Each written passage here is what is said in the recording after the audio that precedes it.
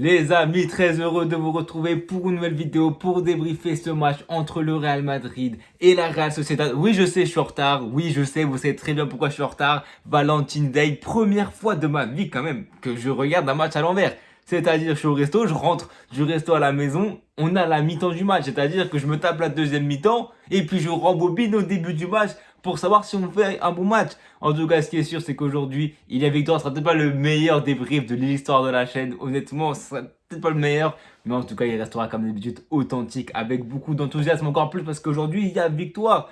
Victoire qui a été impérative pour rester en tête de la Liga, pour en tout cas repasser en tête de la Liga. On sait que le Barça, après la volée qu'ils ont pris 4-0, peut-être que mentalement ils vont peut-être un petit peu trépasser et peut-être qu'ils vont perdre lundi contre Gérone. En tout cas, on sera là pour la 8 Watch lundi. Si défaite il y aura vidéo sûre. En tout cas, lundi, soyez présents parce qu'il y aura l'avant-match de Benfica Real Madrid. On en parlera évidemment plutôt en fin de vidéo aujourd'hui. Mais ce qui est sûr, c'est que lundi 19h, il y aura l'avant-match Real Benfica. En tout cas, plutôt Benfica Real. Et peut-être, si défaite il y a du Barça, une vidéo 8 Watch, une vidéo où on va débriefer ce match entre le Barça et Gérone. Parce que oui, cette victoire aujourd'hui nous permet de prendre les 3 points.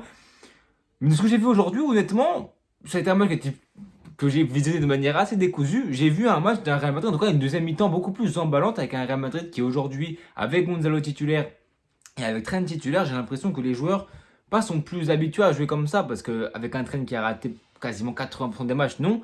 Mais c'est un Real qui avec Trent, je trouve, a un visage beaucoup plus optimiste, un visage tourné beaucoup plus vers l'avant avec ballon. Peut-être que c'est qu'on en fait trop parce que Trent, voilà, il est là, etc. Et que balle au pied, c'est un génie, que c'est un des meilleurs latérales droits dans ce domaine-là. Mais je trouve que Trent, tout d'abord par sa qualité de passe, il fait les différences contre Bilbao, il a été décisif. Et aujourd'hui, il a encore été pendant une fois décisif. Mais j'ai l'impression qu'autour, on a des joueurs qui prennent leurs responsabilités. J'ai vu Tchouaméni envoyer 2-3 mots renversement en première mi-temps. J'ai vu un Real Madrid qui, collectivement, par Carreras aussi, a beaucoup pris la profondeur. Moi, c'est un truc que je demande à Carreras parce que je pense que c'est notre meilleur recrue. Mais je pense qu'il a des choses qu'il doit encore plus améliorer, notamment le fait de dédoubler, de se projeter, que ce soit avec ballon ou sans ballon. Et ça, c'est un match typique pour le faire parce que tu as une équipe en face qui est ni trop en bloc bas, ni en bloc haut, mais qui en tout cas va attaquer avec le ballon qu'ils vont avoir, mais vont aussi défendre. Et donc, c'est à Carreras d'être intelligent, de se projeter dans les bonnes zones, au bon moment, au bon endroit. Et c'est ce que je trouve on a plutôt bien fait par Carreras, mais aussi par Trent, parce qu'on sait que tu es titulaire aujourd'hui. On sait tout le remue-nage qui s'est passé sur le côté droit, Carvajal, David Jiménez, Trent. Trent a démarré titulaire aujourd'hui, a joué 1h, 60 minutes, il est sorti à la place de Carvajal. Il a fait 1 heure de jeu, honnêtement, où il nous fait beaucoup de bien dans les matchs comme ça. On le sait que c'est un joueur de qualité très, très, très, très fort, avec beaucoup de qualité balle au pied. Maintenant, la question, c'est que il est tellement fort balle au pied, il t'apporte tellement cette vista, ce niveau cérébral au milieu de terrain, il t'apporte tellement de qualité, de justesse, de vista. Sur le côté droit, je me demande même s'il ne serait pas plus positif pour le Real Madrid dans les matchs comme ça, de le mettre dans le cœur du jeu, de le réaxer au milieu de terrain.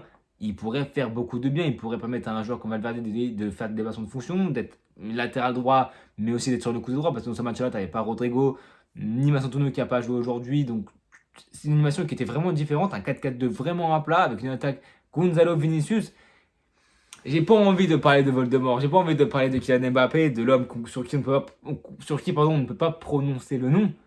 Mais force est de constater que le Real Madrid, j'ai pas envie de sortir l'archétype, le Real joue mieux sans Mbappé parce que, même si honnêtement, je pense que la vue de Mbappé pour moi était une erreur. Et je pense que si on jouerait comme ça avec un Gonzalo offensivement et Vinicius, on le voit Vinicius quand il est seul sur le fond de l'attaque, en tout cas quand il est en forme, quand il est dans le bon tempo, quand il est même mentalement en confiance, et que tu lui donnes les rênes de l'attaque, il sait les prendre.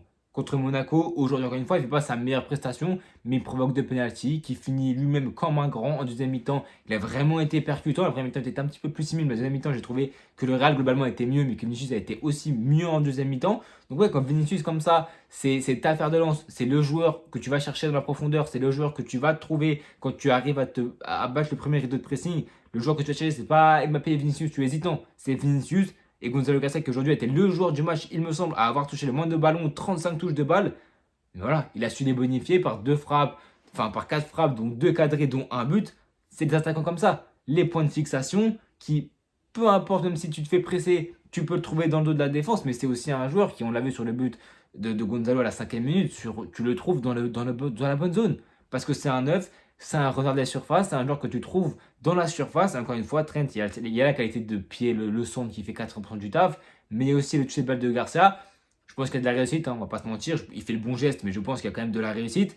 Mais l'important, c'est qu'elle finisse au fond. Gonzalo Garcia, il capitalise pardon, sur le peu de minutes qu'il a joué. Et honnêtement, c'est positif. Maintenant, Arbello l'a dit en conférence de presse. Mbappé, aujourd'hui, c'est sur le banc. Il n'a pas joué une seule minute, mais il sera bien titulaire contre Benfica. Et c'est une bonne chose. Hein. Avoir Mbappé titulaire, ça sera forcément une bonne chose. Maintenant, on verra évidemment si on pourra reproduire, en tout cas, sur des séquences, parce que dans ce match-là, le match en entier n'a pas été extraordinaire malgré les 4 buts, mais sur quelques séquences, ok, il y a eu des points positifs. Je trouve que le Real, depuis peut-être un ou deux matchs, joue un peu mieux avec le ballon, se projette un petit peu plus, arrive à un petit peu plus se créer quelques situations. À la fin, tu dis ça, tu mets 4 buts sur les 5 frappes cadrées que tu as eu, donc tu as eu un réalisme sanglant, et honnêtement, c'est ce qu'il faut en Liga face à une équipe comme la Sociedad qui était quand même sur 9 matchs sans défaite, sur les 9 derniers matchs. Ils n'avaient pas perdu depuis, je crois, le 11 décembre, depuis l'arrivée du nouveau coach. C'était vraiment un Real Sociedad avec un nouveau visage, qui a eu quelques situations. En deuxième mi-temps, c'est Courtois ne fait pas des parades, on prend le penalty aussi en première mi-temps, voilà. La Sociedad, ils ont eu des situations, ils ont quand même eu 3 frappes cadrées sur les 2, je crois, en deuxième mi-temps, et le penalty de Yarzabal sur une intervention de Heuchen qui, encore une fois, la défense, on sait que c'est le premier de ce Real Madrid. On sait que le premier chantier auquel il faut bosser, c'est le milieu de terrain, mais encore plus la défense. Et tu le vois aujourd'hui, c'est la charnière Rudiger-Heuchen. Je ne dis pas qu'ils ont fait des matchs exécrables, mais quand tu vois Heuchen se faire balader en deuxième mi-temps par je ne sais plus qui, quand tu vois le penalty qu'il concède, sans parler du match de Rudiger qui n'a pas non plus été extraordinaire, mais sans non plus. Voilà, il a fait le match qu'il fallait faire parce qu'offensivement, tu n'as pas non plus en face eu des joueurs qui t'ont mis beaucoup dans la difficulté. Le problème, c'est qu'avec le peu de difficultés que tu vas rencontrer offensivement, si Courtois ne s'emploie pas sur quelques situations, si tu ne concèdes pas de penalty, tu vas quand même encore des lacunes. Donc oui, le mercato fera du bien. Il faudra dépenser pour des défenseurs centraux impérativement. Il faudra faire du ménage. Il faudra aussi laisser le temps voilà, d'une saison en plus pour que nos joueurs, nos recrues, ils se mettent à la bonne disposition. Parce que oui, aujourd'hui, encore une fois, c'est hésitant, c'est brinque-ballant, ça hésite un petit peu. Au terme d'un match où, au milieu de terrain, Valverde, Güler, Tchouaméni, Camavinga, je trouve que ça a plutôt bien marché aujourd'hui. Je trouve que ce milieu de terrain, c'est peut-être notre milieu de terrain type, sachant que Bellingham est absent pendant un mois et demi, 2 mois. Chaque joueur a un rôle bien précis. Tchouaméni qui récupère le ballon, Camavinga qui est un peu cet électron libre, mais au bas du terrain, là où Güler peut-être est ce joueur qui va entre les lignes, qui est un magicien du football. Hein, vraiment, Güler aujourd'hui, il fait pas un match extraordinaire, mais si tu te focuses que sur lui, il y a des situations, des contrôles de balles, des prises de balles, des passes, mais vraiment splendides. Je pense que tu peux sortir des highlights de 2, 3, 4 minutes aujourd'hui, de très très haut niveau de ce qu'a fait Güler. En deuxième mi-temps, on devait quand même être beaucoup plus clinique. Je trouve qu'on a eu quand même beaucoup de situations. Le match, en tout cas, en deuxième mi-temps, était vraiment haché. Vinicius, il met ce penalty-là à la 48e minute sur un penalty qui provoque lui-même, qui est vraiment pas éteint la Sociedad, mais en tout cas, qui vient calmer tout le monde et qui fait que la Sociedad se découvre totalement, te laisse beaucoup d'espace. Tu aurais dû mieux négocier tes situations. Il y a au moins 3, 4, 5 situations. Tu te projettes, tu fais pas toujours les bons choix. Il y a toujours un pied qui traîne, toujours une intervention, un tac, un truc. On doit faire quand même beaucoup mieux. Il y a un peu de frustration.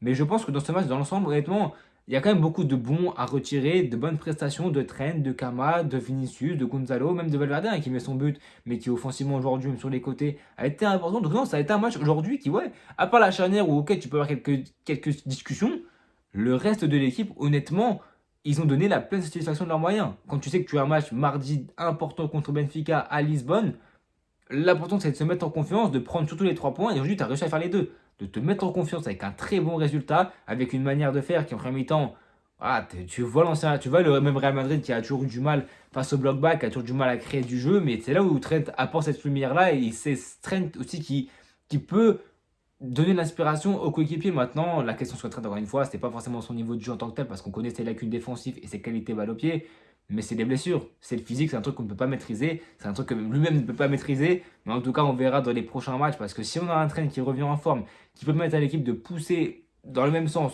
avoir des qualités techniques qui se retrouvent, avoir un Arbeloa qui aussi fait les bons choix, parce qu'aujourd'hui, il utilisait 5 salves de changement, Cestero, Carvajal, Alaba, Ceballos et Brahim Diaz, les 5 qui rentrent. Ah oui, t'as pas Brahim, t'as pas Militao, t'as pas Bellingham, t'as pas Rodrigo.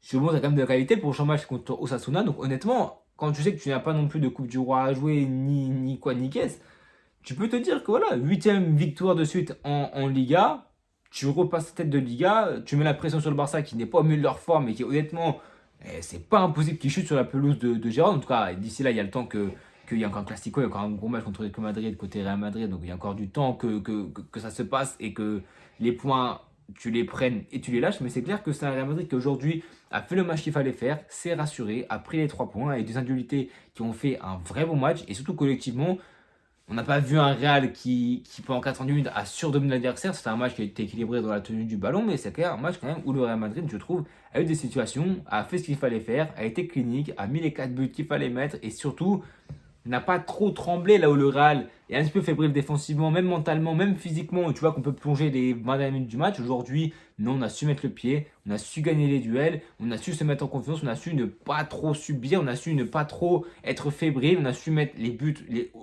À la 48e minute, il y avait déjà 4-1. Tu avais fait le plus dur et tu as su défensivement tenir la baraque, même au milieu de terrain, faire les efforts, courir. Tout le monde sait ce qu'il doit faire. Et encore, je pense que tu as encore une marge de progression côté Real Madrid avec le nouveau coach, peut-être en fin de saison, peut-être que le repas avec le joueur du Real Madrid a fait du bien. En tout cas, je pense qu'aujourd'hui, on va se laisser là pour ce débrief. Abonnez-vous, likez, partagez. On se retrouve, comme je vous l'ai dit, lundi pour l'avant-match de Benfica et Real Madrid et potentiellement un débrief de Barça-Gérone ou plutôt de Gérone-Barça. Si 8-watch, pardon, il y a, si défaite du Barça il y a et si évidemment lundi, tu reprends la tête de la Liga. Mardi contre Benfica, tu gagnes, tu te remets dans la bonne position pour le retour que tu auras chez toi le 25. Et la saison, les gars, elle est loin d'être finie. En tout cas, les amis, abonnez-vous, likez, partagez et à bientôt tout le monde.